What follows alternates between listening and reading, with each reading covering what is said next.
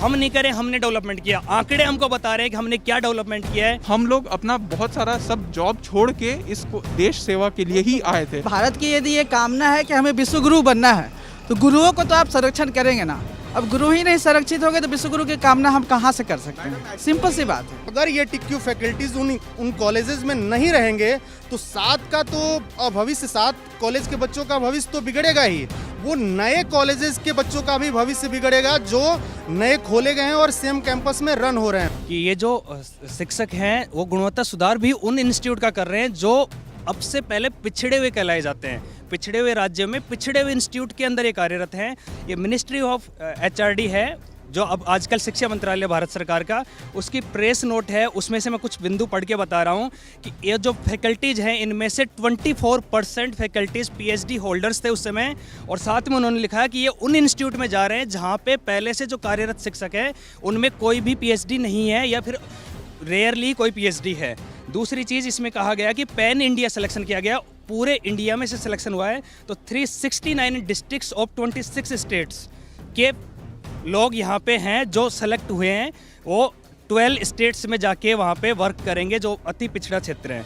यहाँ पे पूरा इनकी क्वालिफिकेशन PhD M.Tech जो है IIT, NIT, ISER, IIIT से है, वो भी इसमें मेंशन है। This is press release in 2018 when we got selected. So ma'am they are working. और उसके बाद में अब जो प्रेस रिलीज हैं वो भी बताती हैं, जो आंकड़े हैं सरकारी आंकड़े हैं वो बताते हैं। हम नहीं करें, हमने डेवलपमेंट किया। आंकड़े हमको बता रहे हैं कि हमने क्या डेवलपमेंट किया है। बच्चों को हम देखते हैं जिनको गेट के नाम से पता भी नहीं था, रूबरू नहीं थे, वो बच्चे आज गेट सिलेक्शन ले रहे हैं, IITs NITs में पहुंच रहे हैं। हम IIT NITs में पहुंच के आज हम अगर बेरोजगार हो HRD ने तो खुद इसका बहुत ज़्यादा इसका समर्थन किया था और बहुत ज़्यादा इसका मनोबल भी बढ़ाया था। जिस चीज़ की आप जिक्र कर रहे हैं गेट का, इसका स्टूडेंट्स भी कहीं ना कहीं कहते हैं कि अब हम समझ पाए हैं, क्योंकि इन टीचर्स की बदौलत हम वो स्टूडेंट्स बन पाए हैं जो इस चीज़ को समझ रहे हैं।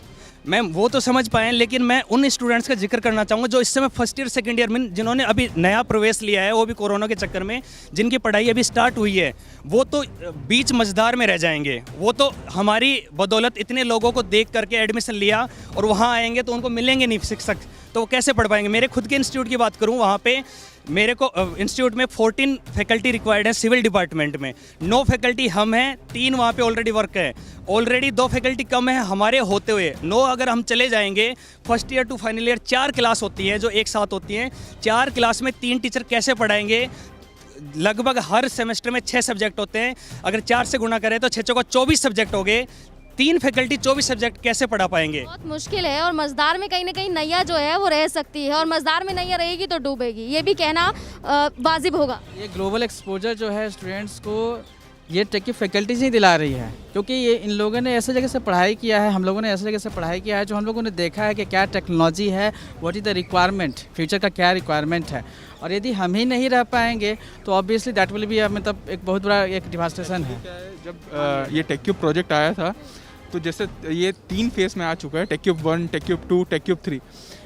टेक्यूब 3 बाकी टेक्यूब से इसलिए अलग था क्योंकि ना पहले ये सोचा गया था कि अगर टेक्निकल एजुकेशन की क्वालिटी अगर इम्प्रूव करनी है तो या तो क्लासेस को स्मार्ट रूम बना दिया जाए, पूरा डिजिटल कर दिया जाए, लेकिन फिर भी अगर फैकल्टी अच्छे नहीं होंगे तो शायद ये सब अधूरा रह जाएगा।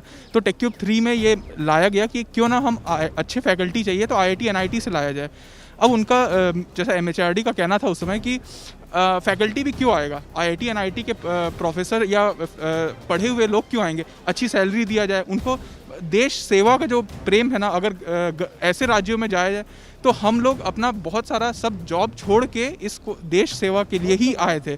और आज इसका हम लोगों को मतलब 3 साल बाद ऐसा परिणाम मिल रहा है कि हम शायद अब बेरोज़गार की कंडीशन में अच्छी मतलब जो हमको गवर्नमेंट से चाहिए कि उनका एक विज़न है एजुकेशन को अच्छा करना, वो शायद अब नहीं हो। एक बात सिंपल सी बात है मैम, आप सोचो कि कोई भी फिजिकल रिसोर्स है जब हम किसी जगह देते हैं, इंस्टीट्यूट को हम देते हैं, तो उसको मेंटेन करने के लिए human resource should be there. और ह्यूमन रिसोर्स को ही आप वहाँ से निकाल देते हैं, यदि वही नहीं रहता है तो उसका यूटिलिटी ही नहीं है। और भारत की यदि ये कामना है कि हमें विश्व गुरु बनना है तो गुरुओं को तो आप संरक्षण करेंगे ना। अब गुरु ही नहीं संरक्षित होंगे तो विश्व गुरु की कामना हम कहाँ से कर सकते हैं? सिंपल सी बात है। हुआ ये है कि जो भी शुरुआत हुई है टेक्निकल एजुकेशन की, वो तो बहुत पहले हुई, लेकिन बिहार के जो सातों कॉलेज है, हम बिहार से हैं, सातों कॉलेज में जो एजुकेशन, टेक्निकल एजुकेशन का सूरज निकला वो हम ही से निकला। क्योंकि वहाँ पे जैसा एजुकेशन चालू था वो तो एक एकेडमी, या आज भी ऐसी स्थिति है जहाँ पे टेक्यूब नहीं है, लोग खाली आके बैठ रहे हैं, चले जा रहे हैं। वहाँ पे एजुकेशन से कोई मतलब नहीं है। और जैसा कि इन्होंने भी कहा कि ये 7 कॉलेज ही आइडियल बन पाए हैं लोगों के नज़रों में, और उसी के बेस पे यहाँ पे न्यू जनरेशन जो है, जो अभी फर्स्ट ईयर में या सेकंड ईयर में है, उनके यहाँ पे आने को प्रेरित किया गया, या फिर वो आए हुए हैं। यही सब इंफ्रास्ट्रक्चर देखते हुए, एजुकेशनल क्वालिटी देखते हुए। लेकिन आज भी ऐसा है कि बिहार गवर्नमेंट के पास कोई भी एक प्लान नहीं है कि भाई ये जाने के बाद क्या हम करें। इवन यहाँ तक कि जो भी लैब सेटअप हुआ है मैडम, 41 लैब हमारे कॉलेज में सेटअप किया गया खाली टेक्यूब फैकल्टी की वजह से। With documentation I can prove that no one has taken, those who are regular faculty, they have not taken the initiative.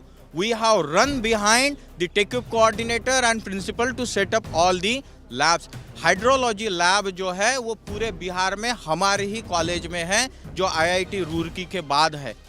तो ऐसा जिनका इन्वॉल्वमेंट ही नहीं रहा, जिन्होंने वो टेस्ट ही नहीं किया, अब वैसे ही हाथों में अगर ये सब जा रहा है, और वो भी कहाँ पढ़ाने में इंटरेस्टेड है, वो भी कहाँ कुछ देने में इंटरेस्टेड है। ऐसे इसमें अगर गवर्नमेंट नहीं सोचेगी तो ये पूरे पीढ़ी का जहां अपन जाना चाहते हैं, हमें नहीं लगता है कि वहां पे पूछ सके। दूसरी बात और है सर कि खाली एजुकेशनल सिस्टम नहीं, मैं खुद उन्नत भारत अभियान के कोऑर्डिनेटर हूं, जो आपको भी पता है MOE का एक बड़ा अच्छा प्रोग्राम है IIT दिल्ली का, उसमें हमने भी 5 गांव अडॉप्ट किए, शायद और भी है यहाँ पे। ठीक है, बहुत लोग ऐसे हैं जिन्होंने अडॉप्ट किए 5-5 गाँव, और बहुत बेहतर तरीके से उसे चला भी रहे हैं हर चीज़ में। अब हम वहाँ पे पूरा सेटअप बना रहे हैं।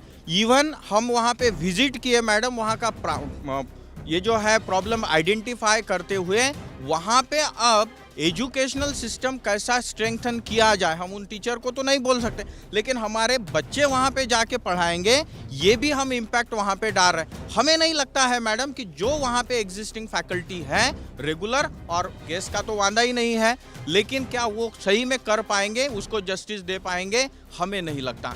इस स्थिति में हमें हटाना, हम हमारे लिए ही नहीं बोल रहे हैं, हम तो हमारे स्टमक के लिए बोल ही रहे हैं, हमारे फैमिली के लिए बोल ही रहे हैं, लेकिन समाज के लिए भी हमें नहीं लगता है कि हमारे से अच्छा कोई ऑप्शन। देखिए, प्रॉब्लम सिर्फ स्टमक या पेट की नहीं है, प्रॉब्लम है उन स्टूडेंट्स की जिन स्टूडेंट्स पर आपको लाकर रखा गया था ताकि आप लोग उन्हें पढ़ाएं और वो देश का नाम रोशन करें, और अपना भी और अपने परिवार का भी और आप लोगों का भी। ये बहुत बड़ी बात है। आप क्या कहेंगे? मैम, मैं बिहार से आया हूँ। LNJPIT छपरा में मैं कार्यरत हूँ एज ए टेक्यू फैकल्टी। 2018 में हमारी ज्वाइनिंग हुई थी जनवरी में। बिहार सरकार ने 19 नए कॉलेज 2019 में खोले, और उन जो नए कॉलेजेस खोले गए हैं उसमें से मैक्सिमम कॉलेज जो हैं वो टेक्यूब कैंपस में ही चलते हैं, मतलब उन कॉलेजेस में चलते हैं जहाँ टेक्यू फैकल्टीज़ हैं। मतलब सरकार को भी पता है कि टेक्यूब का क्या इम्पोर्टेंस है। हम लोग तो केवल 7 कॉलेजेस के लिए भेजे गए, लेकिन उस समय जब ये कॉलेजेस खोले गए थे तो सिर्फ और सिर्फ राजनीतिक उससे खोले गए थे, क्योंकि उस टाइम लोकसभा चुनाव थे। मैम, माननीय मुख्यमंत्री नीतीश कुमार जी का एक महत्वाकांक्षी योजना है 7 निश्चय योजना, और उसके तहत ही ये था कि सारे डिस्ट्रिक्ट में एक इंजीनियरिंग कॉलेजेस खोले जाएंगे। That was a very good initiative we can say. पर क्या है, केवल कॉलेज खोल देने से तो काम नहीं चलेगा मैम।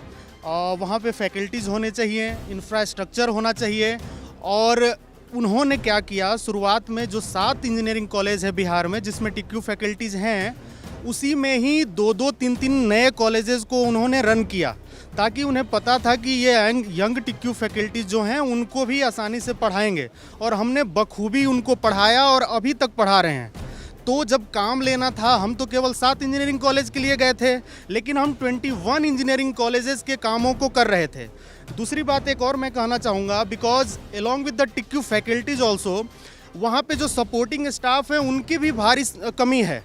तो कुछ भी कराना हुआ, वो हमें कॉन्फ्रेंस ऑर्गेनाइज कराना हुआ या फैकल्टी डेवलपमेंट प्रोग्राम ऑर्गेनाइज कराना हुआ, वो क्यों ना हमें एक क्लास 4th ग्रेड का काम हो, एक टेबल इधर से उधर ले जाना, वो सारा काम करते हुए और पूरी एग्जीक्यूशन हमने कराया हुआ है बच्चों के डेवलपमेंट के लिए, फैकल्टी के कटिंग एज टेक्नोलॉजीज़ में उनका क्या योगदान हो सकता है उसके लिए। तो ये सारा काम हमने कराया और ये सबने हमें अप्रिसिएट किया है।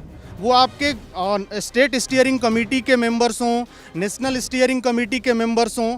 और एक और मैं बात बताना चाहूँगा आपको, बिकॉज़ बिहार में जो 38 इंजीनियरिंग कॉलेज खोले गए हैं, सभी ज़िलों में इंजीनियरिंग कॉलेज खोले गए हैं, उसमें बच्चों का एडमिशन बढ़ा है क्योंकि उन्हें पता था कि यहाँ टिक्यू फैकल्टीज़ हैं और उस हमारे ही दम पे उन्होंने एडमिशन लिया कि ताकि हमारा भविष्य यहाँ से भी बन सकता है। लेकिन अगर ये टिक्यू फैकल्टीज़ उन कॉलेजेस में नहीं रहेंगे तो सात का तो भविष्य, 7 कॉलेज के बच्चों का भविष्य तो बिगड़ेगा ही, वो नए कॉलेजेस के बच्चों का भी भविष्य बिगड़ेगा जो नए खोले गए हैं और सेम कैंपस में रन हो रहे हैं मैम। तो मैं यही कहना चाहूँगा, सरकार से हमारी यही गुहार है, क्योंकि अगर आप आत्मनिर्भर भारत की बात करते हैं तो बिना टेक्नोलॉजी के आप उसकी कल्पना नहीं कर सकते हैं। Without tech enable society we can not even imagine about the Aatmanirbhar Bharat.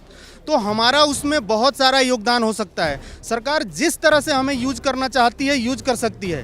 Teaching learning process में यूज करना चाहे उसके इन्हांसमेंट के लिए हम लोग कर सकते हैं। हम रिसर्च में यूज करना चाहे उसके लिए यूज कर सकते हैं। लोकल लेवल पे हमने ये भी इनिशिएटिव, मेरे साथी ने जैसा बताया प्रोफेसर अमूल बोटे सर ने, कि हम जैसा कि 5 गांव हमने चूज किया है, उसमें क्या प्रॉब्लम्स हैं, उसको कैसे हम अपने टेक्नोलॉजी की मदद से उसको हम लोग उसको चेंज कर सकते हैं, उन प्रॉब्लम को हम लोग सॉर्ट आउट कर सकते हैं। तो ये सारे काम भी ये टिक्यू फैकल्टीज कर रहे हैं।